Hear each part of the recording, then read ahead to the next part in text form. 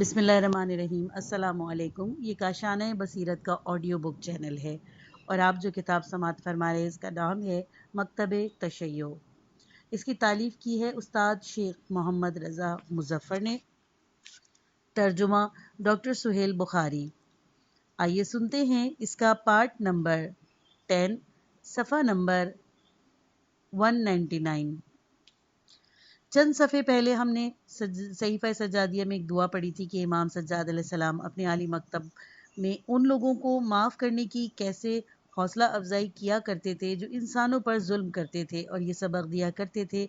کہ ہم خدا سے ان کی بخشش کی دعا کریں۔ یہ بتانے کی ضرورت نہیں ہے کہ شرع کے مطابق ظالم کے ظلم کا جواب میں ظلم کرنا اور اس پر لعنت بھیجنا جائز ہے، لیکن جائز ہونا ایک اور بات ہے اور معافی اور درگزر جو اخلاقی خوبیوں میں سے ہے دوسری چیز ہے۔ بلکہ ائمہ اطہار علیہ السلام کے نقطہ نظر سے ظالم پر زیادہ لعنت بھیجنا بعض اوقات ظلم شمار ہوتا ہے۔ امام صادق علیہ السلام فرماتے ہیں، کبھی کبھی وہ انسان جس پر ظلم ہوا ہے ظلم کرنے پر اس قدر لعنت بھیجتا ہے کہ خود بھی ظالم بن جاتا ہے، یعنی زیادہ لعنت کرنے کے باعث ظالم ہو جاتا ہے۔ حیرت اس بات پر ہے کہ جب ظالم پر لعنت کی کثرت ظلم میں شمار ہوتی ہو تو اس صورت میں اہل بیت علیہ السلام کی تعلیم کی روح سے اس شخص کا حساب کیسے ہوگا جو ابتدا میں ظلم و زیادتی کرتا ہے، یا لوگوں کو بے آبرو کرتا ہے، یا ان کا مال لوٹ لیتا ہے، یا ظالموں سے لوگوں کی چغلی کھاتا ہے تاکہ انہیں ظالموں کو بدنیتی کا نشانہ بنوا دے، یا دھوکہ دے کر لوگوں کی پریشانی، تکلیف اور تباہی کا سبب بنتا ہے، یا مخبری کر کے لوگوں کو پکڑوا دیتا ہے۔ ایسے تمام لوگوں کی بنسبت خدا سے زیادہ دور ہیں، ان کا گناہ اور اس کی سزا بھی زیادہ سخت ہوگی، اور ایسے لوگ عمل اور اخلاق کی روح سے تمام انسانوں سے برے ہیں۔ ظالموں کی مدد،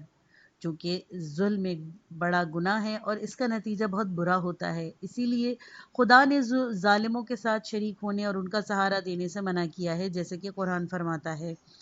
ظالموں کے ساتھ شرکت اور دوستی نہ کرو جو تم آگ میں جا پڑو، تم خدا کے سوا اور کسی سے دوستی نہ کرو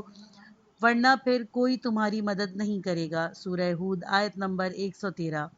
یہ ہے قرآن کی تربیت کا ڈھنگ، اور وہ ہے اہل بیت علیہ السلام کی تربیتی مکتب کا انداز۔ ظالموں کی مدد کرنے کی ان تقویت کا باعث بننے اور ان کے ساتھ کسی کام میں شرکت کرنے سے، چاہے وہ ایک کھجور کے ٹکڑے کے برابر ہی کیوں نہ ہو، پرہیز اور نفرت کرنے کے سلسلے میں ائمہ اہل بیت علیہ السلام کی بہت سی روایتیں ہم تک پہنچی ہیں۔ اس میں شک کی گنجائش نہیں کہ اسلام اور مسلمانوں کی سب سے بڑی بدبختی اور مصیبت یہی رہی ہے کہ ظالموں سے نرمی کرتے ہیں، ان کے برے کام سے چشم پوشی کرتے ہیں، ان سے تعلق قائم رکھتے ہیں، پھر یہ تو اس سے بھی کہیں بڑھ کے ہے کہ ان سے نہایت گرم جوشی سے ملیں اور ظلم ڈھانے میں ان کی مدد کریں۔ واقعی حق کی راہ سے ہٹ کر مسلمانوں پر کیا کیا بدبختیاں اور نحوستیں نازل ہوئی ہیں کہ جن کے منحوس سائے بھی میں دین دھیرے دھیرے کمزور ہوتا گیا اور اس کی طاقت گھٹتی چلی گئی، یہاں تک کہ آج ہم یہ دیکھتے ہیں کہ دین اجنبی ہو گیا ہے اور مسلمان، یا وہ لوگ جو صرف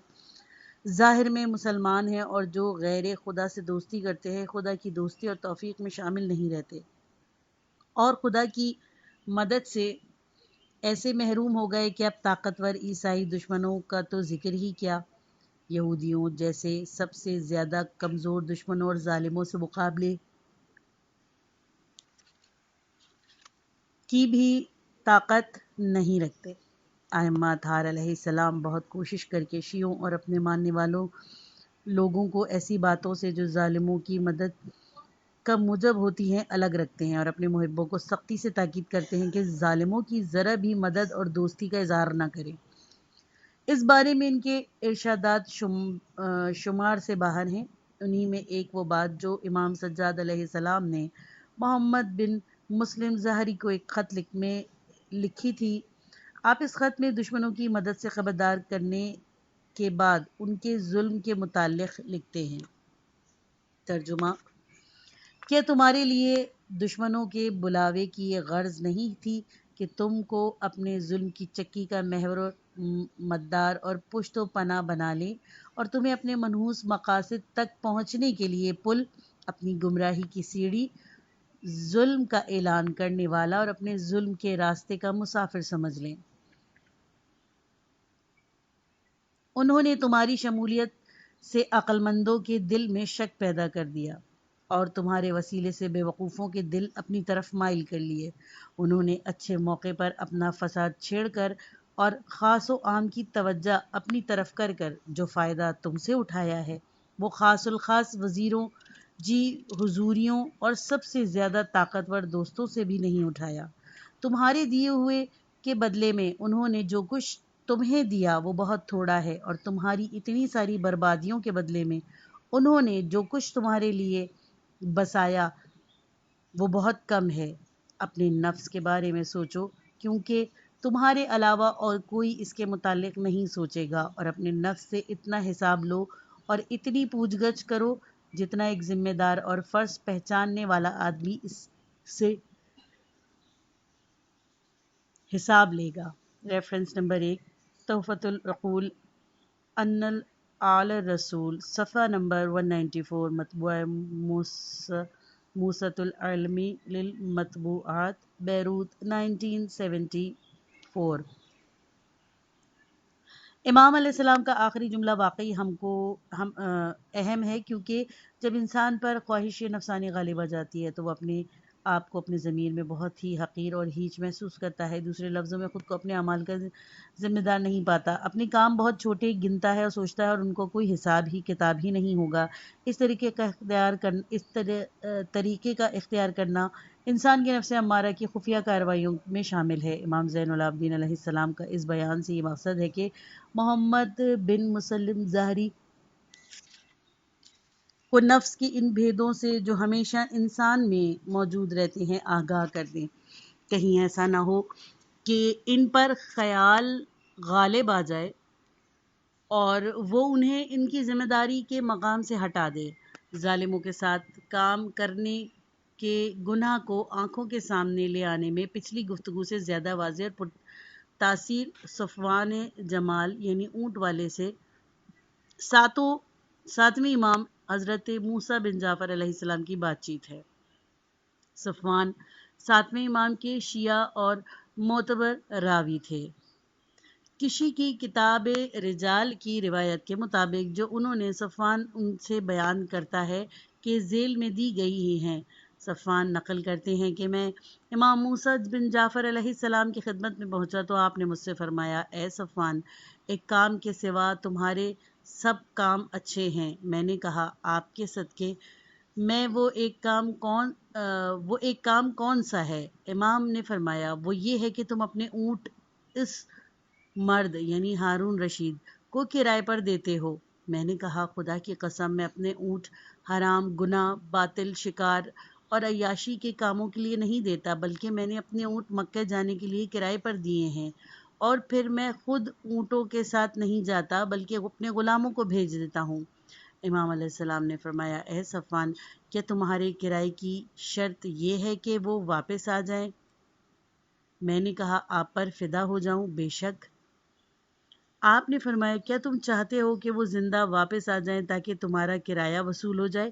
میں نے عرض کیا، جی ہاں۔ آپ نے فرمایا، جو ان کے زندہ رہنے کو اچھا سمجھتا ہے وہ انہیں کے زمرے میں داخل ہے، اور جو ان کے زمرے میں داخل ہے وہ دوزخ کی آگ میں ڈالا جائے گا۔ صفوان کہتا ہے کہ میں گیا اور میں نے تمام اونٹ ایک دم بیچ دیے۔ ہاں، جب محض ظالموں کی زندگی باقی رہنے کی خواہش ایسی ہو سکتی ہے تو پھر اس شخص کا کیا ہوگا جو مستقل طور پر ظالموں کی مدد کرتا ہے اور ان کی ظالموں اور ظلم اور زیادتیوں میں ان کا حوصلہ افزائی کرتا ہے، اور پھر ان کا تو پوچھنا ہی کیا جو ان کی سی عادتیں اختیار کرے اور ان کے ساتھ دیں، ان کے کاموں، منصوبوں اور گروہوں میں شریک ہو جائیں۔ ظالموں کی طرف سے کام قبول کرنا، جیسا کہ ہم کہہ چکے ہیں کہ ظالموں کی مدد اور ان کے ساتھ کام کرنے کی چاہے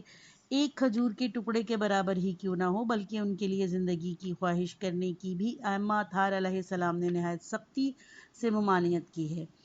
پھر اس کے بارے میں تو کہا ہی کیا کیا اس کے بارے میں تو کہا کیا کیا جائے جو ایسی حکومت شریک ہے اور ایسی ظالم حکومت کے منصوبوں اور عہدوں پر متعین ہے۔ اس سے بھی آگے اس شخص کے لیے کیا کہا جائے جو ایسی حکومت کی بنیاد ڈالنے والوں میں سے ہو اور جو اس حکومت کی قوت پہنچانے اور مضبوط بنانے کے لیے کارکنوں میں شمار کیا جائے، کیونکہ امام جعفر صادق علیہ السلام کے فرمان کے مطابق ظالم حکومت تمام صحیح قوانین کے مٹنے، باطل کے زندہ ہونے اور ظلم اور تباہی کے ظاہر ہونے کا موجب بنتی ہے۔ البتہ ائمہ اطہار علیہ السلام نے بعض خاص موقعوں پر ان عہدوں کا قبول کرنا جائز سمجھا ہے، مثلاً ظالم حکومت کی طرف سے ایک ایسا منصب قبول کرنا جو انصاف قائم کرنے، خدائی سزائیں دینے، مومنوں سے احسان اور نیکی کرنے، حلال کا حکم دینے اور حرام سے منع کرنے کے لیے ہو، جیسا کہ امام موسیٰ بن جعفر علیہ السلام کی ایک حدیث میں فرماتے ہیں، ظالموں کے ہاں خدا کے لیے کچھ لوگ ایسے ہوتے ہیں جن کے ذریعے سے خدا لوگوں پر اپنی دلیل اور حجت ظاہر کرتا ہے اور ان کو شہروں میں اختیار دیتا ہے تاکہ ان کے وسیلے سے اپنے دوستوں کی مدد ہو، ان سے شرع دفع ہو اور مسلمانوں کے کام سدھریں۔ ایسے لوگ اصلی مومن ہوتے ہیں۔ ایسے لوگ زمین پر خدا کی واضح علامتیں اور نشانیاں اور خدا کے بندوں میں اس کی روشنی ہوتے ہیں۔ اس کے بارے میں ائمہ اطہار علیہ السلام سے بہت سی روایتیں موجود ہیں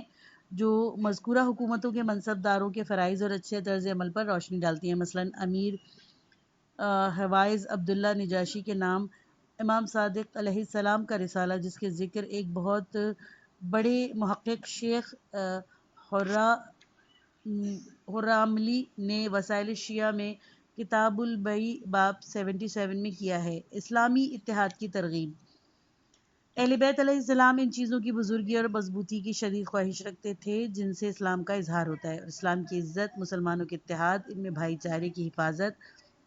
مسلمانوں کے دلوں میں ذہنوں میں ہر قسم کی دشمنیاں دور کرنے کی ترغیب دیتے تھے۔ مول محدی امام المتقین امیر المومنین حضرت علی علیہ السلام کا ان خلفاء کے ساتھ طرز عمل جو ان سے پہلے مسند خلافت پر بیٹھے تھے بھلایا نہیں جا سکتا۔ اگرچہ آپ خلافت کو اپنا حق سمجھتے تھے اور ان لوگوں کو غاصب، تاہم آپ نے ان کے ساتھ مسلمانوں کے اتحاد کی حفاظت کی خاطر صلح جوئی اور مصالحت رکھی، بلکہ ایک مدت تک آپ نے اپنا یہ عقیدہ بھی عوام کے مجمع میں پیش نہیں کیا کہ منصب خلافت پر جس کا تعین کیا گیا ہے وہ صرف وہی ہیں، لیکن جب حکومت آپ کے ہاتھ میں آئی تو آپ نے میدان رحبہ ریفرنس نمبر 1 کوفے کا وہ مقام ہے جہاں امیر المومنین علیہ السلام نے اپنے دور خلافت میں خطبہ دیا کرتے تھے، میں رسول اللہ صلی اللہ علیہ وسلم کے باقی مانندہ اصحاب سے جنہوں نے غدیر کے دن حضور سرور کائنات صلی اللہ علیہ وآلہ وسلم کی طرف سے آپ کا تقرر دیکھا تھا، گواہی چاہی۔ آپ نے ان باتوں کا بے جھجک ذکر کیا جن میں مسلمانوں کے فائدے اور بھلائیاں تھیں۔ یہ اسی اتحاد المسلمین کے خیال سے تھا جو آپ نے اپنی حکومت سے پہلے کے زمانے کی طرف اشارہ کرتے ہوئے فرمایا تھا،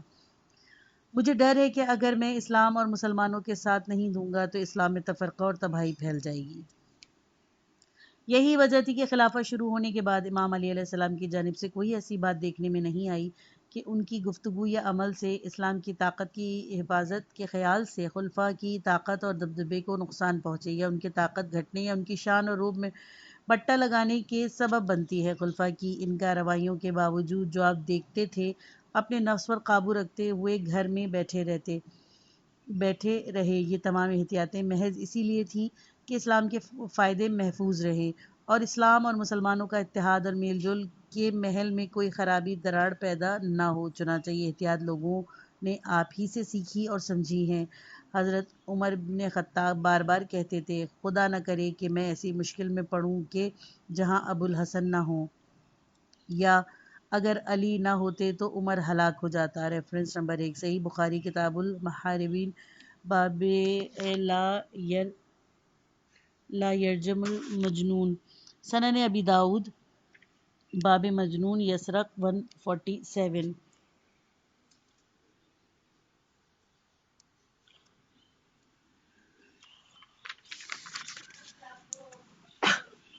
حسن علیہ السلام کی روش بھی کبھی بھی بھلائی نہیں جا سکتی کہ انہوں نے کس طرح اسلام کی حفاظت کی خاطر معاویہ سے صلح کی، جب آپ نے دیکھا کہ اپنے حق کے دفاع کے لیے جنگ پر اصرار کرنا قرآن اور عادلانہ حکومت ہی کو نہیں بلکہ اسلام کے نام کو ہمیشہ ہمیشہ کے لیے مٹا دے گا اور شریعت الہی کو بھی نابود کر دے گا، تو آپ نے اسلام کی ظاہری نشانیوں اور دین کے نام کی حفاظت کو ہی مقدم سمجھا۔ اگرچہ یہ رویہ اس کے برابر ٹھہرا کہ ان ظلموں کے باوجود جن کے بارے میں یہ انتظار تھا کہ آپ پر اور آپ کے شیعوں پر ڈھائے جائیں گے، معاویہ جیسے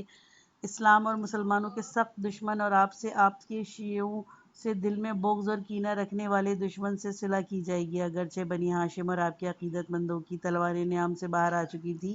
اور حق کے بچاؤ اور حصول کے بغیر نیام میں واپس جانے کو تیار نہیں تھی، لیکن امام حسن علیہ السلام کی نظر میں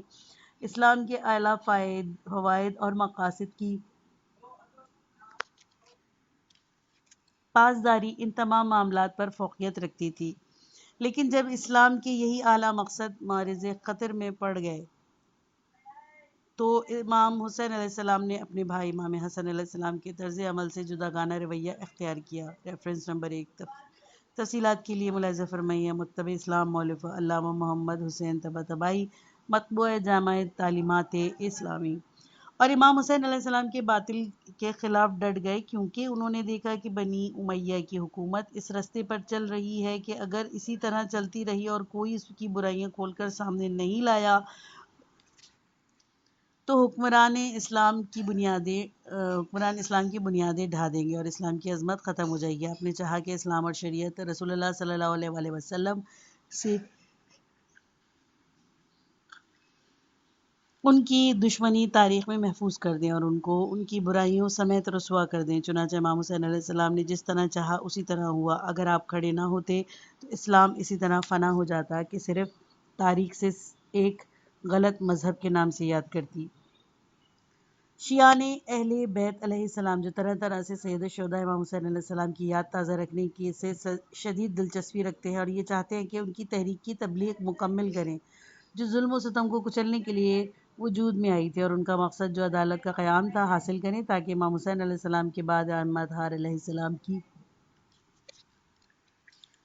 رسم کے مطابق عاشورہ محرم کی یاد تازہ کرنے کے معاملے میں ان کی پیروی اور اتباع کرنے والے بن جائیں۔ یہی وجہ ہے کہ عاشورہ ہمارا شعار بن گیا۔ Reference number 1۔ تفصیلات کے لیے ملاحظہ فرمائیے فلسفہ شہادت،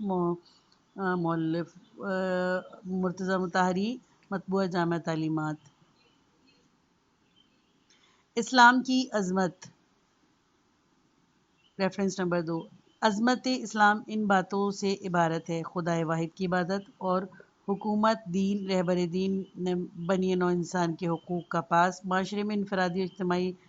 عدالت کا اجرا، انسانوں کے مابین اسلامی اخوت اور مساوات اور فکر و عمل کی آزادی۔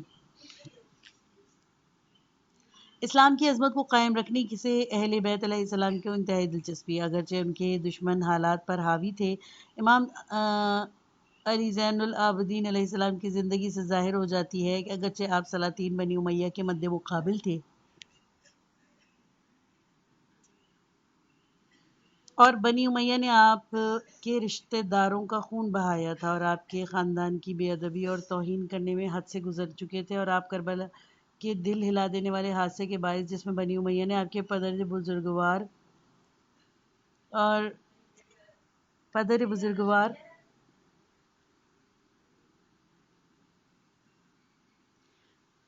اور ان کے حرم پر بے حد ظلم و مصائب توڑے، سخت دلگیر اور غمگین تھے، پھر بھی آپ تنہائی میں مسلمانوں کی فوج کے لیے دعا کیا کرتے تھے اور خدا سے ان کی فتح، اسلام کی عزت اور مسلمانوں کی امنیت اور سلامتی چاہتے تھے۔ اسلام یعنی کتاب و سنت کی انہی آفاقی اصولوں کی حفاظت و بقا کے لیے ائمہ اہل بیت علیہ السلام نے اپنی زندگیاں وقف کر دیں۔ انہوں نے ایسے افراد کی تربیت کی جو ان کے سنہرے اصول کی پاسداری کر سکے۔ اگر کوئی شخص یا گروہ ان کے حصار کو توڑ کر کسی کا حق غصب کرے، عدل و انصاف کی دھجیاں بکھیرے، طبقاتی نظام قائم کرے، انسانوں کی آزادی سلب کرے یا فرعونیت کا اظہار کرے تو وہ قرآن کی اصطلاح میں طاغوت ہے اور وہ بندگان خدا جن پر ایسی افتاد نازل کی جائے اور انہیں خدا منعم کی دی ہوئی نعمتوں سے محروم کیا جائے وہ منتزف ہے۔ شیعان اہل بیت علیہ السلام خدا عزوجل کے سوا کسی کو سپر پاور تسلیم نہیں کرتے اور اپنے اپنے زمانے کے طاغوتوں سے ٹکرانے اور کلمہ لا الہ الا اللہ کو بلند کرنے اور مظلوموں کی حمایت کرنے کو اپنا شعار قرار دیتے۔ جب وہ کلمہ طیبہ اپنی زبان پر جاری کرتے تو وہ نئے اصولوں پر اپنے ایمان سے وابستگی کا اظہار کرتے۔ ناشر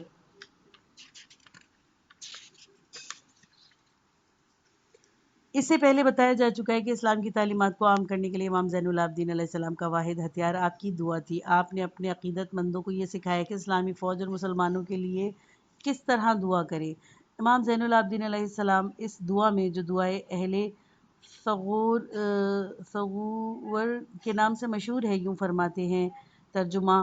اے خدا، محمد صلی اللہ علیہ وسلم اور آل محمد علیہ السلام پر درود بھیج، مسلمانوں کی جماعت بڑھا، ان کے ہتھیار تیز کر، ان کے علاقے کی حفاظت کر، ان کی صف کی قابل توجہ حد مضبوط بنا، ان کی جماعت میں یکجہتی برقرار رکھ، ان کے کام پورے کر، ان کی روزی اور ان کے پیچھے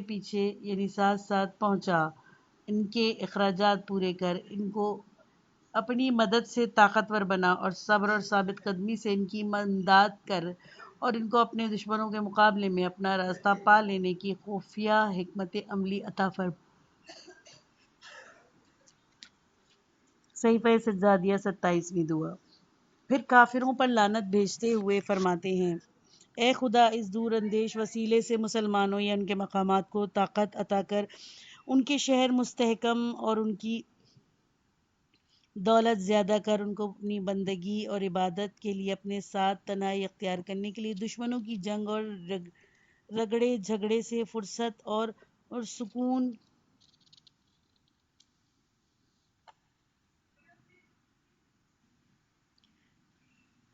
ریفرنس نمبر 1۔ یہ دعا واقعی کتنی ہی اچھی اور جامع ہے۔ اس دور میں مسلمانوں کو چاہیے کہ یہ دعا دن رات پڑھا کریں اور اس کے معنی سے سبق سیکھ لیں اور خدا سے چاہیں کہ وہ انہیں میل جول، اتحاد، صفوں کو گٹاؤ اور عقل کی روشنی عطا فرما تاکہ روئے زمین پر تیرے سوا دوسرے کی عبادت نہ ہو اور تیرے سوا ان کی پیشانی کسی کے آگے نہ جھکے۔ امام زین العابدین علیہ السلام اس بلیغ اور پر تاثیر دعا میں، جو ان دعاؤں میں سب سے لمبی ہے، لشکر اسلام کو اس کے کام کے لیے جو اس کی شایان شان ہے اس طرح آمادہ کرتے ہیں کہ وہ عسکری اور اخلاقی خوبیوں کے مالک بنے اور دشمن کی صفوں کے مقابلے میں پوری طرح مل کر کھڑے ہو جائیں۔ آپ اس دعا کے پردے میں اسلامی جہاد کی فوجی تعلیم، نتیجہ، مقاصد اور ان کے فائدے بیان کر رہے ہیں اور دشمن سے تصادم اور جھڑپوں اور جنگی حکمت عملی کی وضاحت کرتے ہیں، اور ساتھ ساتھ یہ بھی آ جاتا ہے کہ لڑائی کے بیچ میں خدا کی محبت، اس پر بھروسہ، گناہوں سے پرہیز اور خدا کی خاطر جہاد کرنے دھیان سے نہ اترے۔ اپنے زمانے کے حاکموں کے مقابلے میں باقی اماموں کا بھی یہی رویہ رہا ہے۔ یہ بزرگ اگرچہ دشمنوں کی قسم قسم کی دھمکیوں اور دھوکے بازیوں، سنگ دلیوں اور بے باکیوں کا مقابلہ کرتے رہے، لیکن جب انہوں نے یہ سمجھ لیا کہ حق حکومت ان کی طرف نہیں پلٹے گا اور وہ بھی اپنے اصل مقصد سے نہیں ہٹے اور لوگوں کی دینی اور اخلاقی تعلیمات اور اپنے پیروکاروں کو مذہب کی بلند مرتبہ تعلیمات کی طرف متوجہ اور راغب کرنے میں مصروف رہے۔ یہ ہے اہل بیت علیہ السلام اور ان کے پیروکاروں کا طریقہ، لیکن کتنا بڑا جرم ہے آج کل کے مصنفین کا جو چند ڈالروں اور ریالوں کی خاطر شیعوں کو ایک خفیہ تحریک کار اور بنیاد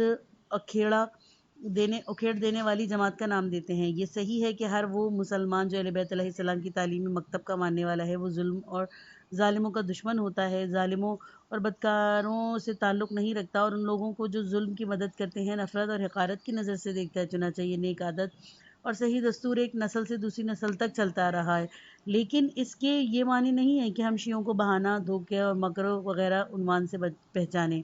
شیعہ مسلمان دوسرے مسلمانوں کو دھوکہ دینا اپنے لیے جائز نہیں سمجھتے۔ یہ وہ طریقہ ہے جو انہوں نے اپنے اماموں سے لیا۔ شیعوں کے عقیدے کی روح سے ہر اس مسلمان کا مال، جان، عزت محفوظ ہے جو خدا کی وحدانیت، پیغمبر اسلام صلی اللہ علیہ وسلم کی رسالت کی گواہی دیتا ہے کسی مسلمان کی اجازت کے بغیر اس کا مال کھانا جائز نہیں ہے، کیونکہ ایک مسلمان دوسرے مسلمان کا بھائی، ایسے چاہیے کہ وہ اپنے بھائی کے ان حقوق کا خیال رکھے جن کی طرف سے ہم آگے بحث کا اشارہ کریں گے۔ مسلمانوں کے ایک دوسرے پر حقوق ہیں، مختلف طبقوں، درجوں، مقاموں اور سے تعلق رکھنے کے باوجود مسلمان میں بھائی چارہ قائم کرنے کی ترغیب مذہب اسلام کی سب سے بڑی اور سب سے اچھی ترغیبوں میں سے ہے۔ چنانچہ آج کے اور پچھلے مسلمانوں کا سب سے زیادہ بے وقت اور ذلیل کام یہ ہے کہ انہوں نے اس اسلامی بھائی چارے کے تقاضوں کی طرف دھیان ہی نہیں دیا اور اس بارے میں لاپرواہی اور غفلت برتی۔ وجہ یہ ہے کہ اس بھائی چارے کا، جیسے کہ امام صادق علیہ السلام کی گفتگو سے معلوم ہوتا ہے اور جسے ہم بیان کرتے ہیں، کم از کم یہ تقاضا ہے کہ ہر مسلمان اپنے بھائی کے لیے وہ پسند کرے اور عزیز رکھے جسے وہ اپنے لیے پسند کیا ہے اور عزیز رکھا ہے، اور جسے اپنے لیے پسند نہیں کرتا اسے دوسرے کے لیے بھی پسند نہ کرے۔ اس چھوٹے سے اور سیدھے سادے قاعدے کے بارے میں جو اہل بیت علیہ السلام کے پسندیدہ دستوروں میں سے ہے، سوچنا چاہیے اور اس خیال سے سوچنا چاہیے کہ اس قاعدے پر صحیح عمل کرنا آج کے مسلمانوں کے لیے کتنا مشکل ہے۔ آج کے مسلمان واقعی اس قاعدے سے کتنی دور ہیں۔ اگر واقعی یہ لوگ انصاف سے کام لیتے اور اپنے مذہب کو ٹھیک پہچان لیتے اور صرف اس قاعدے پر عمل کرتے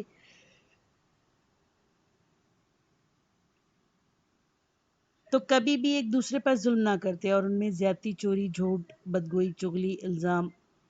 گستاخی، تہمت لگانا اور توہین کرنا اور خود غرضی وغیرہ کے عیوب ہرگز نہ ہوتے۔ بے شک اگر مسلمان آپس میں بھائی چارے کی کم سے کم خوبی کو سمجھ کر ہی عمل کرتے تو ان میں ظلم اور دشمنی باقی نہ رہتی اور انسان حد درجے خوشی اور اجتماعی خوش بختی کے اونچے مرحلوں کی فتح کے ساتھ ساتھ بھائیوں کی طرح اپنی زندگی گزارتے۔ انسانیت کی دنیا میں وہ مثالی معاشرہ جس کا قیام پچھلے فلسفیوں سے رہ گیا تھا، یقینی طور پر وجود میں آ جاتا۔ اس صورت میں لوگوں میں دوستی، محبت کی حکمرانی ہوتی، حکومتوں، عدالتوں، پولیس، جیل، تعزیتی قوانین اور سزا اور قصاص کے احکام کی ضرورت ہی محسوس نہ ہوتی۔ اگر وہ سامراجیوں اور جابر حکمرانوں کے سامنے اپنے سر نہ جھکاتے اور باغی خود سروں کو دھوکے میں نہ آتے تو آخرکار پوری زمین بہشت کا بدل ہو جاتی اور خوش بختی کے گھر کی طرح بن جاتی۔ میں اس جگہ یہ مزید کہتا ہوں کہ اگر محبت اور بھائی چارے کا قانون جیسا کہ اسلام نے چاہا انسانوں میں حکمرانی کرتا تو ہمارے مکتب کی لغت سے عدالت کا لفظ ہی نکل جاتا، یعنی ایسی صورت میں ہمیں عدل کی ضرورت ہی نہ پڑتی۔ جو ہم لفظ عدل سے کام لیتے نیکی حاجت رکھتے، بلکہ محبت اور بھائی چارے کا قانون ہی نیکیاں پھیلانے اور ان کی خوش بختی اور کامیابیاں قائم رکھنے کو ہمارے لیے کافی ہوتا۔ وجہ یہی ہے کہ انسان قانون عدل کی طرف اس وقت جاتا ہے جب سماج میں محبت نہیں ہوتی، لیکن جہاں لوگوں میں، باپ بیٹے میں، بھائی بھائی کی سی محبت رائج کرتی ہے، وہاں انسان اپنی خواہشات، ضروریات چھوڑ بیٹھتا ہے اور محبت کے مقدس حدود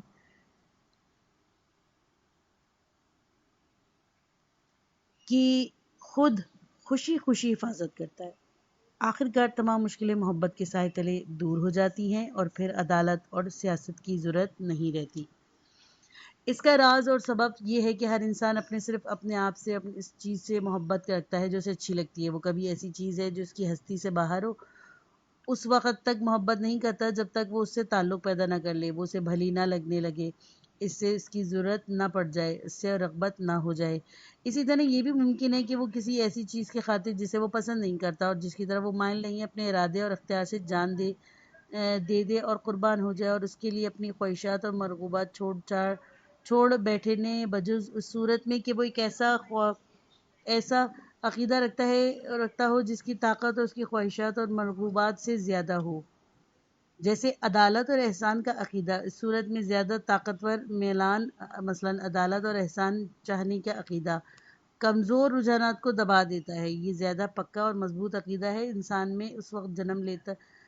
ہے جب کہ وہ بلند روح کا مالک ہو، ایسی روح جو سے زیادہ بلند ہو کہ خیالی اور مادی معاملات کی خاطر مادے سے ماورا، یعنی حقیقی معنوں اور روحانی معاملات کو نظر انداز نہ کرے۔ اس کا نتیجہ یہ نکلے گا کہ وہ کسی غیر کے ساتھ احسان اور انصاف کیے جانے کے مرحلے کو اعلیٰ سمجھے گا۔ انسان اس صورت میں اس روحانی پروگرام کا محتاج ہوتا ہے جب وہ اپنے اور تمام انسانوں کے بھائی چارے کے جذبے اور سچی محبت کے قائم رکھنے سے عاجز رہ جائے، ورنہ جیسا کہ ہم یہ بات کہہ چکے ہیں کہ محبت عدالت کی جگہ لے لیتی ہے اور محبت کی حکومت میں عدالت کی ضرورت نہیں ہوتی۔ یہ پارٹ ختم ہوا۔ کتاب کا اگلا حصہ نیکسٹ پارٹ میں سنیے۔